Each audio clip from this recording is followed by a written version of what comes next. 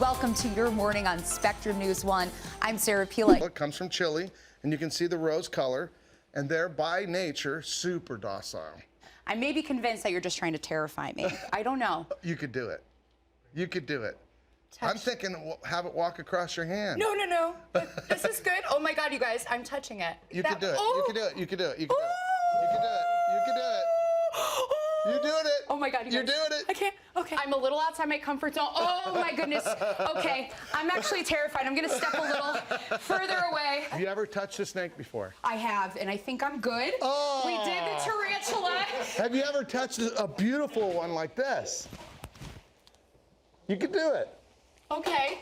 I'm doing it, you guys. A new book is out by the man whose 2018 anonymous op-ed in the New York Times sent shockwaves throughout the political landscape when he warned that many in the Trump administration secretly felt the former president was dangerously unfit for office. Former Trump administration Department of Homeland Security Chief of Staff Miles Taylor.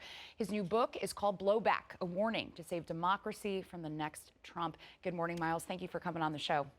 Good morning, Sarah. Good to be with you. Miles, despite your warnings, 2 impeachments as well, despite multiple indictments and countless former staffers warning against his reelection, Trump does remain the overwhelming GOP frontrunner.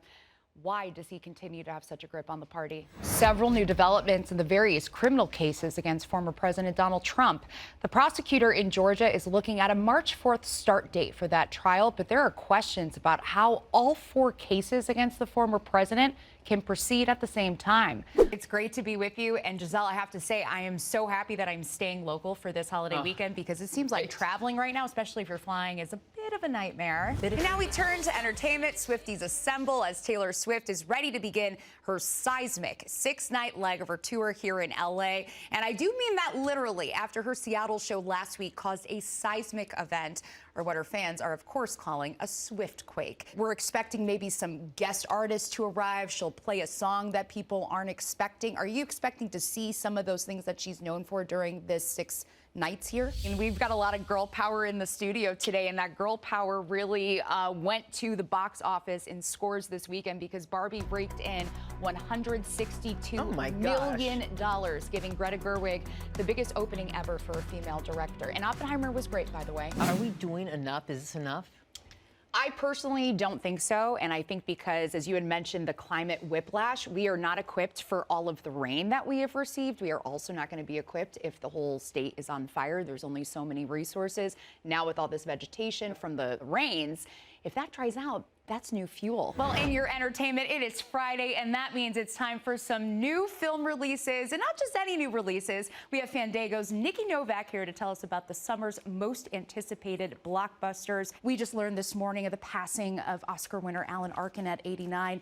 I just wanted to give you a moment to maybe honor his legacy. Very, very sad about this news. I'm gonna start crying if we talk about Oh, I'm so sorry. Okay, from the tears, we'll go to some happiness, because of course he leaves such a great legacy that we can all be proud of. Maybe that's some of the things we can watch this summer to kind of have a little nostalgia, that Little Miss Sunshine. But of course, as we know, as summer heats up, it's going to be epic for movies. We have some stuff coming out. What do you want to talk about today? Law enforcement officials are taking action to help stop the string of retail thefts that have been hitting Southern California over the past few weeks.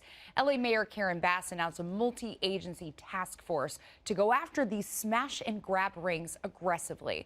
Christian Galeno is in Santa Monica with more. Christian. Can we get some cheese, please? That's what they're saying at Agnes in Pasadena, which brings together selections from around the world and creates a menu where cheese is the star. Jada Montemurano gives us a taste on this week's Running on Empty.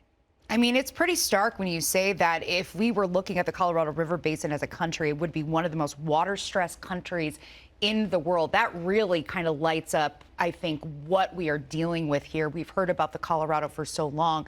What are some of the possible solutions, though? Is there any way of preserving this river? The Dodgers hoping to close an at-home series sweep against the Brewers tonight, and our team at Sportsnet LA has their one takeaway from Game 2.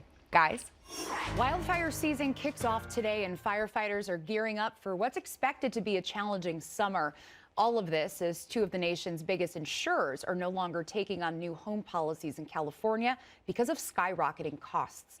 Now, tonight on Inside the Issues, Alex Cohen takes a look at the impact on homeowners. Alex. High school football is back all across Southern California, including Venice High School taking on Roosevelt tonight.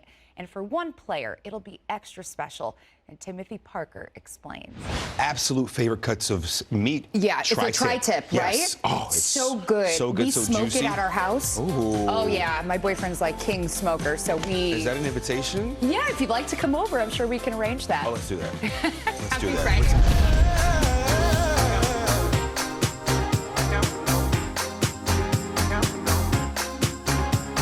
The work is not over. I will continue to tell these stories because the awareness is the most important thing.